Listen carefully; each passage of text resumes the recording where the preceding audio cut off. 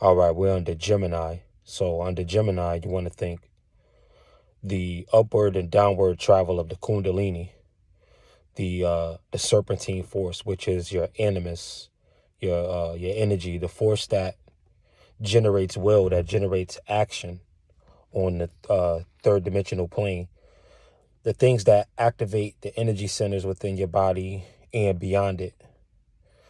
The Gemini is the double snake. The snakes going in, I believe, opposite directions, almost similar to the Pisces, but the Gemini is more associated with the cobra, with the snake, with the serpent force, with the flame. So you can look at it on a scripture level and say, like, when the demiurge Yahweh was inquiring of Satan's operation, he asked him, what have you been up to? And the serpent, as they say, he said, oh, I've been just going up and down throughout the earth. And we know that the earth, symbolically, what we speak of now is the human body, the temple.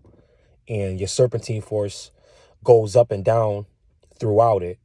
So this requires you to look at the devil as not the bad guy, but look at the devil as a force that you have to use in order to get yourself to conduct certain actions that's going to benefit you. There's going to be this animal, this primal urge, this pushing, and it's going to come from a negative, unfulfilled place because you're going to have to do something to boost yourself. So you're always going to start in the negative. You're going to start at a 0 point where you push off because you're preferring one state to another. So in your preference of one state to another, you're going to be pushing off, using it as a launch pad.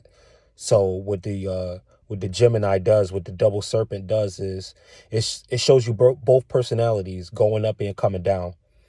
It shows you what it's almost like if you understand Gemini, you can almost master bipolarity, where being both manic and understanding depression will not leave you limited to either extreme, but you can understand when to swing into mania and when to swing into a sense of repose and a sense of contrition, what is to say, as to say, pity, compassion, what it is that makes you act positively on behalf of another who's less fortunate.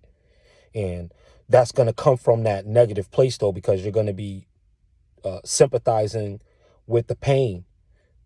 Because when it happens naturally, that's what you're going to do. You're going to want to lift that person out of a lower vibration. So what you're going to offer is going to be the serpent going up toward the crown.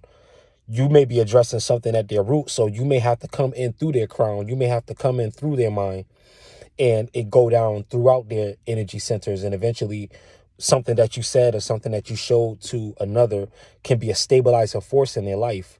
And then it can go back up through their voice and through their crown, and they can be the ones sharing it. And that cycle of life, up and down, Kundalini, Gemini, back and forth, from the crown to the root, from the crown to the root, from the root back to the crown, from the crown to Keter, from Keter to Malkuth, Malkuth back to Keter, up and down, up and down, up and down, keeping the entire body illuminated, shining the flashlight on every energy center of the body, going up and down, making sure that the walk matches the mindset, from the mind to the feet, from the head to the feet, from the head to the feet, making sure that the thoughts match the walk, making sure that the walk matches the thought. This is the Gemini.